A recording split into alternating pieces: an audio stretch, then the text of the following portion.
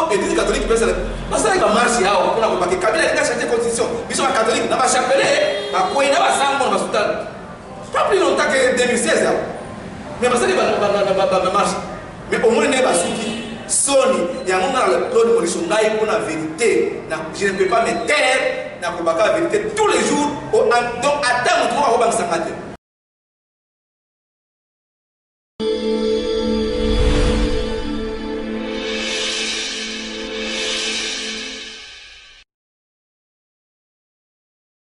Vous informer, c'est notre devoir. Il faut qu'on a vu sur les partout qui n'a une émission j'aime mon pays, mon pays, tout décortique pour la actualité nous sommes touché 4 points pratiques 10 points. La émission j'aime mon pays, qui a dit qu'on a vu mon point connu. Claude Molichou, analyste politique proche du chef Kabila Kabange et aussi coordinateur national de communicologue du 3e millénaire pour la PCB. Christian Bote na Bobalanda Bisso. Merci na bien ici d'ailleurs, merci de l'invitation d'ailleurs. Nous sommes là pour rétablir la vérité. Bonne santé. Santé qui tombe dans le Molianza, mais on va te la Bisso, tout à couper, malgré ma difficulté, les alliés. Mais essentiel tout ça bon moyen de commission. Merci beaucoup. L'actualité, parmi les actualités qui touchent la République démocratique du Congo, il faut commencer, c'est l'arrêt. Il y a un tribunal contre mon avocat Vital Kamérité concernant la dossier de 100 jours. Est-ce qu'on peut déjà commencer à espérer que l'état des droits est déjà en marche en République démocratique du Congo? L'état des droits est allé Koloba et Libeko Yamboka, les alliés Koloba et Batignon sur tout dans l'école. Ozala Nani, Ozala président de la République, Ozala Moutiassé, Ozala Sentinelle. Et si Kanyo se dit aux alliés, moi, Moïmoka, Libeko Yamboka, les alliés Koloba. Donc, Bissonio sur tout, Ozala, la ministre a coté sa milieu Kamboka. Ngaï n'a toujours que ce n'est pas parce qu'on a diffusé, on a retransmis en direct les procès Vital Kamere consort.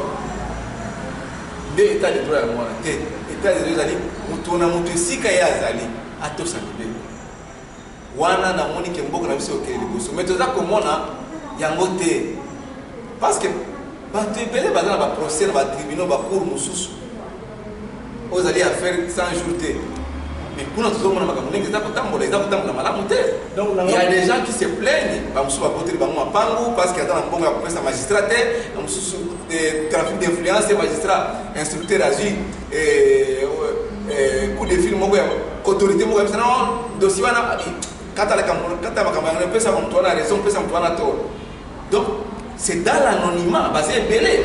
Mais tout le monde est dans le quai, tout le monde est à la radio, tout le monde est à la radio, tout le monde est à la télévision. Les alliés procès, les alliés intéressés par le public, et les alliés directeurs des cabinets chefs de l'État. Mais dans la langue, comment les amener? Comment c'est le procès? Voilà. Ngaï, c'est pas le procès, c'est la qui prononcé à jugement par Andrango, parce que Bisso, Claude Molichou, tous allez battre tout le dossier, on a dénoncé mauvaise gestion, il y a un programme d'urgence, il y a 100 jours de chef d'État depuis Kala, avant même l'enquête judiciaire. Donc, c'est pour la acharnement. Et ça y est, acharnement, parce que c'est facile, par exemple, derrière, c'est ça derrière beaucoup de temps. Heureusement aussi que le procès des radio télévisées, montrons surtout à l'année du début à la fin, n'est-ce pas témoigner. Ndenge ba plaidoyer salamaki ndenge ba avocat participer ba parti à la République koko kayo ayer ba élément de preuve ñoo surtout ndenge ba avocat Vital Kamere ba sambaki muto to amona ki ala ndaki yango donc eloko moko za kuna te ezali justice c'est ça le sana ni même président de la République azali ko s'interférer te poto kamwe lobi leki ba tayé c'est basali déclaration après réunion la bango la non ezali jugement unique. Parce que dans le Mboka, à côté de Kambango, pour la justice, Mboka ne peut pas s'interférer à la procédure judiciaire. Moi, Claude Molichou, tout en étant un kabiliste avéré,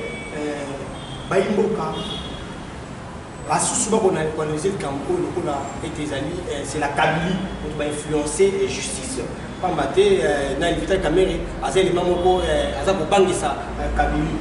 Est-ce que Et ça, tout bien une spéculation, on a une spéculation, ils arrivent à changer la langue. Bon, Vital Kamala Kobang dit ça. Quand Joseph Kabila Kabang il y a le mois d'un côté à Joseph Kabila Kabang depuis enfin 2011. 2011, il y a Vital Kabila qui candidat. Pour soit le bec, il y a un match Joseph Kabila Kabang à Bokozi, il y a un Félix Tshisekedi à Bokozi. Pour l'année 2011, il y a gagné l'élection. Koye Azali faisait des rois. Non. Papa, aujourd'hui à Kinshasa, en République démocratique, c'est facile d'accuser des gens. Tout le monde a dit procès à Moukuna. Joseph Kabila Kabang est à Sima, moi, je suis sur ma mission, sur Mimi Chibola. Tout le monde a dit Banania, Bakambele, nous sommes les cas, c'est Joseph Kabila Kabang. Même état d'action à chef de l'État, si ça marche, c'est Fatih Béton, on a produit. Si c'est bloqué, quelque part où il y a un ça ne va pas, c'est Kabila qui bloque. Ils sont non, ils sont pas Kabila qui dit non. Batika discours, ils sont contents de discours, on a mis une côté de la Baboya Cash. C'est-à-dire des presses d'ailleurs ici. Ils sont pas Kabila qui dit non. Kabila, il y a un mot à Robert qui a été FCC, que nous avons un président de la République, Félix Tshisekedi, pour ça la Mboka. Ce n'est pas Kabila qui est président de la République aujourd'hui, c'est Félix Antoine Tshisekedi. Il y a un président qui a été bon, tu as autant comme Kabila Pampamate. Kabila, il faut qu'on tous ça, il faut qu'on respecte parce que c'est quelqu'un qui a facilité la démocratie dans ce pays. C'est le père de la démocratie dans Mboka. Il y a organiser l'élection, le gouvernement comment les financer l'élection. Bon, on a mis ça. Bon, à mon pays, contre l'élection, alors il y aura passation pacifique et civilisée du pouvoir. Tout le monde est en haut, alors qu'il y a l'élection de Salema. Tout le monde est en haut, même si la sous politique, la mouki, même il dépêche, la mouka, non, tout le monde machine à voter, élection aux alatés, même l'église catholique, ça va marcher. Tout le monde est en haut. Kabila a changé la constitution. Attends, Kabila partout. Aligné à Sarabo, pas mon Kabila partout. Non. Cette fois-ci, on a la négociation. Moutou a importuné chef d'Abisso, je dois Kabila Kabang, l'autre leader.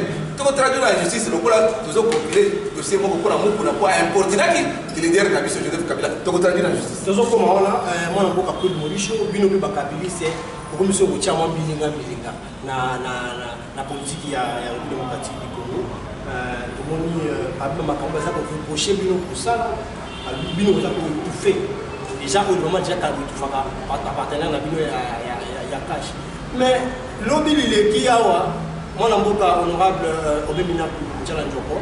Alors qui pour la montagne au Kabon il y a FCC na cash vous allez Cameroun pour ça la l'amboka mon bande il est très fâché contre ses propos. Parce que nous réunion mon lobby pour analyser ma camona pour le belengo donc ba Bino ko chamwa nous la camp politique, tout la carte, il y a partenariat. Il y a bien un message, dans le ligne, il est presque impliqué.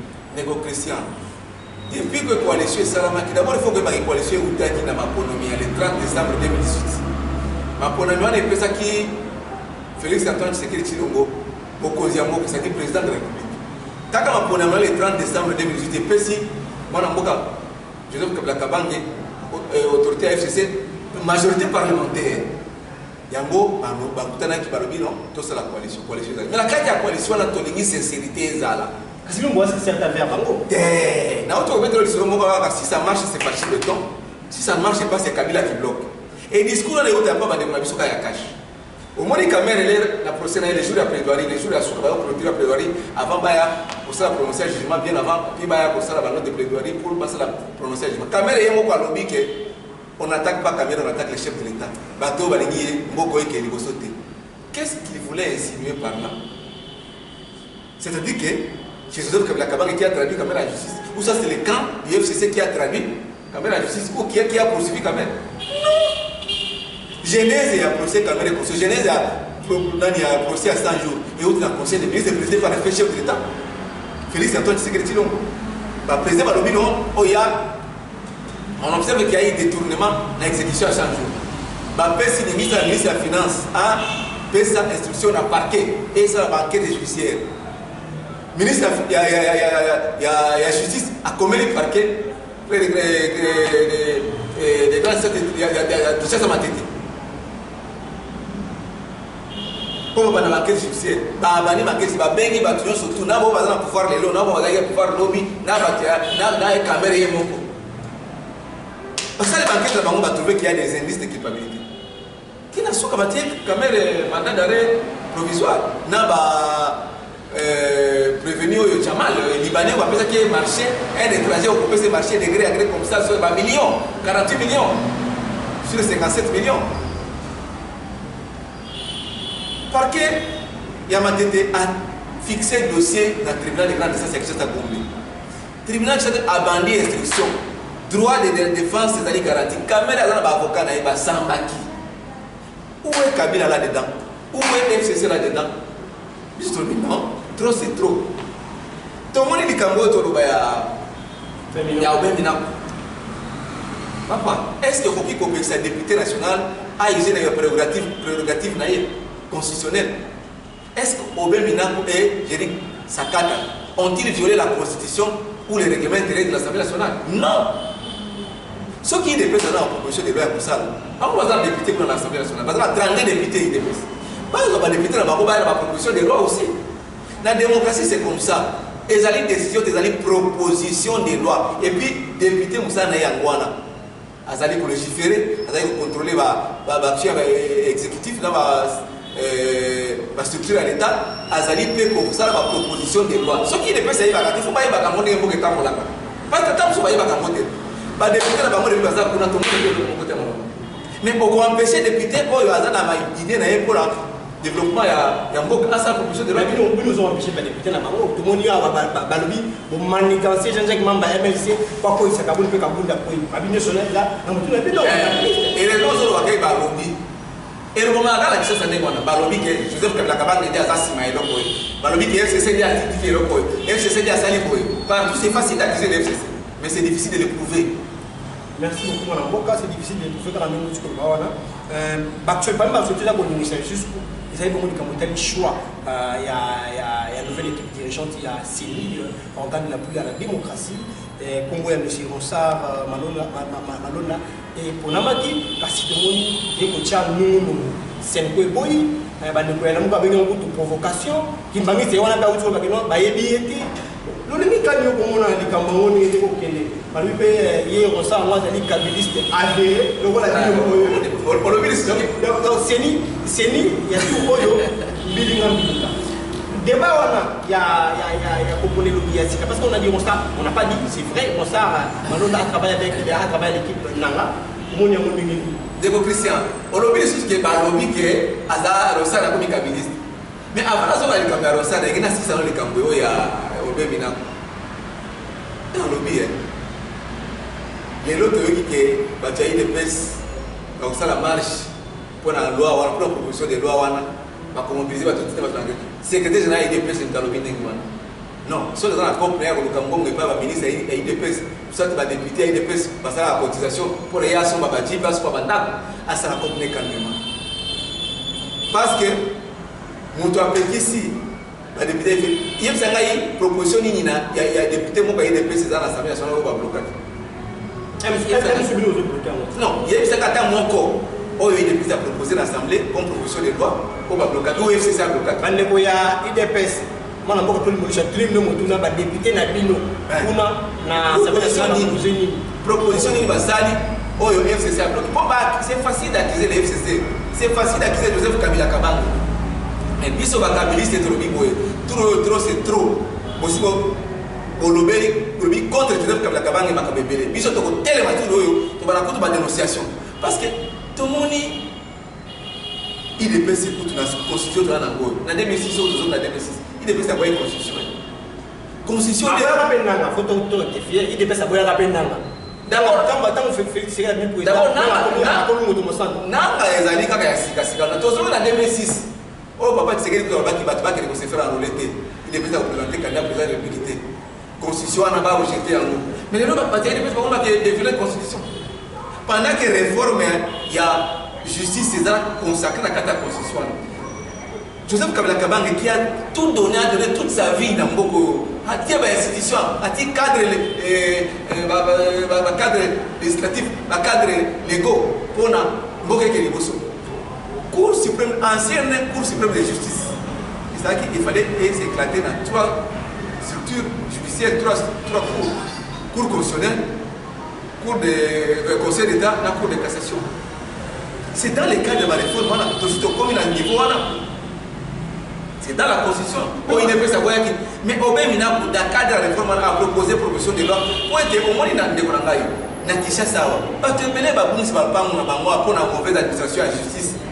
Au moins, quand député, au moins, quand magistrat, on va faire une accord, on va faire une bière d'ailleurs. Azara dossier moko de justice. C'est-à-dire, ndako moko pour battre pour la langue. À mon ndako on évalué à estimer que ça va $1 million ou 500 millions. Avec des justiciables moko na ba partir au conflit au procès. Dit, soko la dinga wa yaka na mbongo sinon na ukata makamana bino mercredi. Soko oyera mbongo te yo moko tali yo ko perdre le banque na bino. Soko magistrat émissionné mwana est-ce que ça état de droit ba bi ezali les aka procès quand même comme ça ba bi ezali belé la justice il faut structure monde de contrôle les ala et na no be ko na même na proposition de loi on a exact probaté que le président a susuna n'ingisa ko nommer magistrat ils ont violé la constitution c'est le président de la République qui va nommer les magistrats conseil supérieur de la magistrature on ezali na rôle ya ko sanctionner magistrat tout le monde a que la constitution ba se réunira deux fois par an. Na deux fois wana, il y a des fois, babeli conseil supérieur magistrature va prendre babena bango ceux qui va salir rentrée judiciaire. On les va traiter ma camion surtout parce que mango nokino qui va magistrat va zonga va restaurant bango, va ouais intérêt va zonga intérêt, donc on s'allait mettre. Mais ba magistrat va comment encore ba petit dieu. So que dans le dossier na yo il faut ya ko bonde la ye, donc soit qu'on proposer pour ba kobima na basi ya batu parce que moi c'est dans le cas de faiblesse on va aller à fatiguer le pango, ba botter le pango yo magistrat dans le dossier, aux se kana dans autres na ye. Non.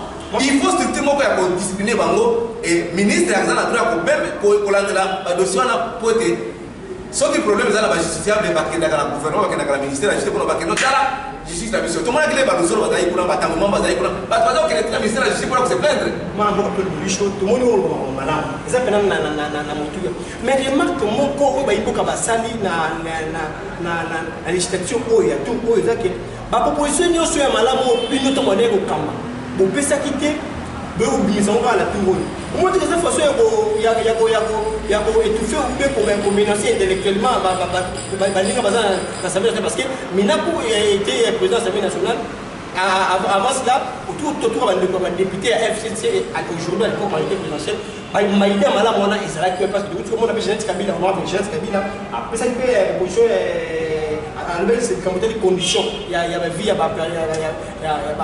il pinga mboka na biso mais bataille ni ba IDPS ba moni ko pe suka mabe na ibiti ba ibi wana to bino zaki aux affaires bo Sénégal on dit pour nani pour que bon ba ko tia ngol be ngol lelo baninga ba baza la léser parce que ça ko léser par partenaire na bino ya IDPS non IDPS ba salam sana bango on dirait ba tbaili ne au salam sana te posa la 32 députés musala au salam Osaka, qui sont pour, qui sont contre. Mais les Minakou et les Jeanette Kabila, ils ne peuvent pas députer. Pas mal comme nous, c'est malade, on va tout. Jeannette, il faut que tu aies des informations pour les Christian.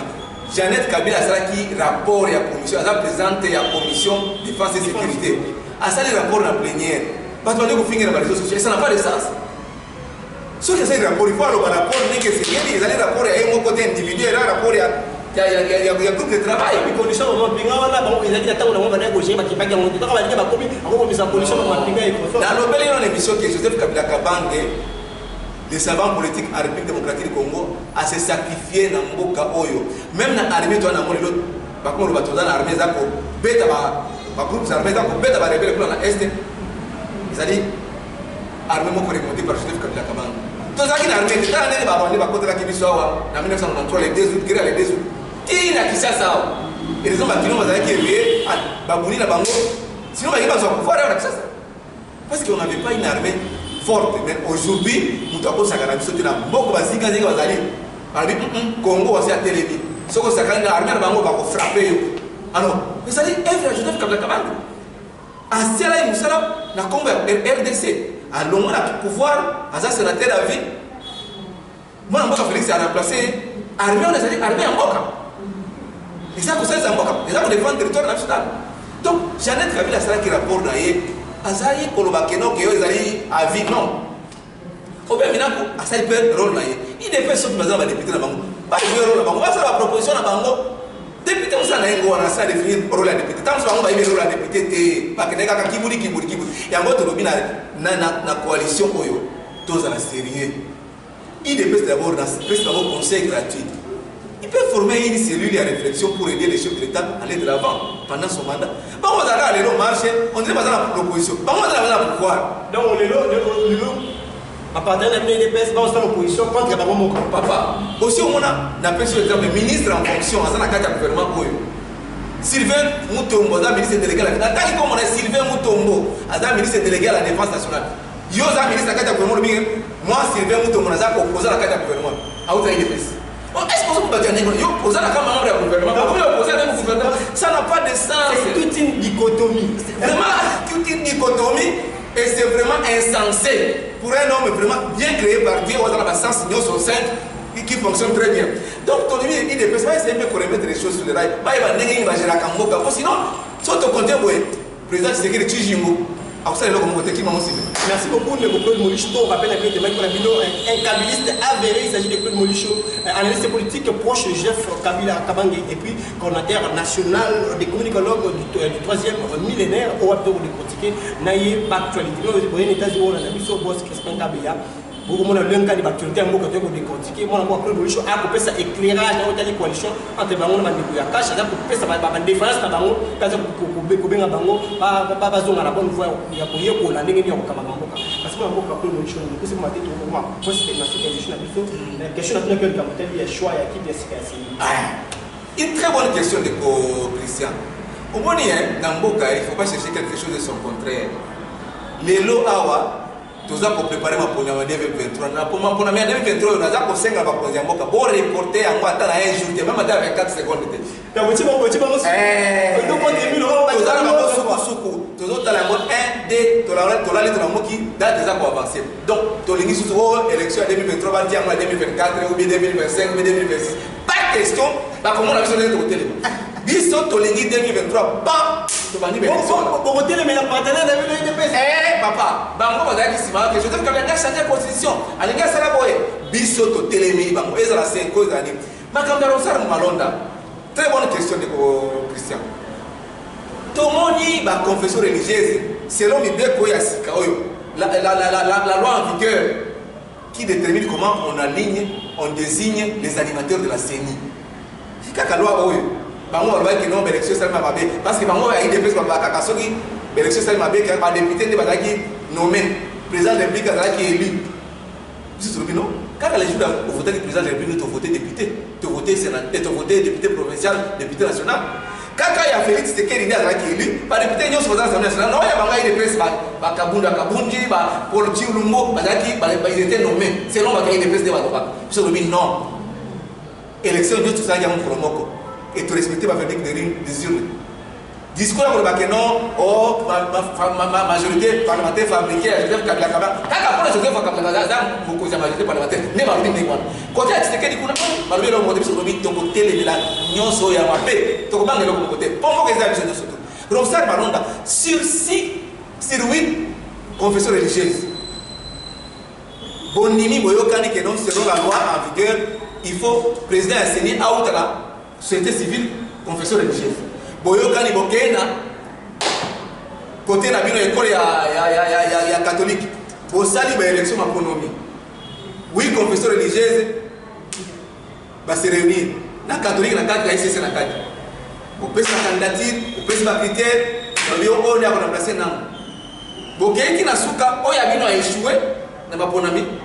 Ko Ronsard Malonda a gagné. Non, balogi te to boyango, to se retirer. SCC, il y a Bokondo Abonika qui va se retirer. L'église catholique, il y a Cardinal Ambon qui va se retirer. Pendant que Bango va aller au Bosso, pourquoi y aller? Pourquoi commencer une démarche et puis à la fin, dire que non, on se rétracter? Ce n'est pas responsable. Ou soit, pour dire qu'il va venir la nouvelle loi européenne, ou soit qu'il qui n'a pas de limite, c'est ça, c'est aussi ça l'état des droits. Tout le monde l'église catholique a un candidat naïe va échouer. Et là, on va pas qualifier comme kabiliste parce qu'il a gagné. Si confession religieuse 8 va voter pour la Ronsard Malonda, parce qu'elle peut communiquer la maman. La catholique va saluer la maman, donc l'église catholique est allée église pour la toute autre église. Pour remorquer la communauté religieuse, il y a un locomotive, il y a un wagon. Toligny a voté. bonimi principe nyonso ezali wana ke tokende bakonami mpo ya koganye à l'équipe. Donc aujourd'hui biso toza soutenir Ronsard Malonda ye moto aza président assigné pour remplacer Nanga et puis dossier à niveau eleka po église catholique pesa basala ka marche yao mpona kobake Kabila alinga changer constitution biso ba catholique na ba chapelet bakwei na basango na basultan pas plus longtemps que 2016 mais basala ba marche mais au moins ne basuki Sony, il y a un moment dans le Claude Maurice Ngaï pour la vérité. Je ne peux pas me taire dans la vérité tous les jours. Donc, à terme, on va s'en battre. Moi, il faut le bandage, M. Christian. Claude Molicho, un kabiliste avéré, a télébé le billet vérité, symbole des symboles. Moi, je suis maintenant pour la mission Yasuka, mission Mokomalou, chez mon pays, mon école. Moi, je suis niveau quand on couper sa vie pour faire marcher le pays. Je suis Claude Molicho, Kassi et moi, Claude Molicho. 60e anniversaire de l'indépendance démocratique du Congo. Est-ce que, après l'indépendance égale, avant l'indépendance, 60 ans, Mokanabiso, école, tout, les Arabes Congolais, tout est continent protopoto sur tous les plans, politiques et social et puis économique. Dégo Christian, c'est une bonne question aussi. Au moins 60 ans, ils allaient belé. De 60 à 2000, ça fait 60 ans que tous alliés indépendants, tous bon sommet pas non pour Belgique. La Belgique va aller pour bête va pour la biso batata la biso fimbu balobino la colonisation yo kokota côté kokota côté kosuka kaka wana kokota na usala boité mais là to kuna mboka na biso biso ba congolais to comme gérer to comme ba pour ba président de la République ba député la biso ba sénateur la biso donc to comme indépendant mais il y a un exemple il y a un mais pour la ligne na bide mwana parce que Congolais les gars ont gamouté.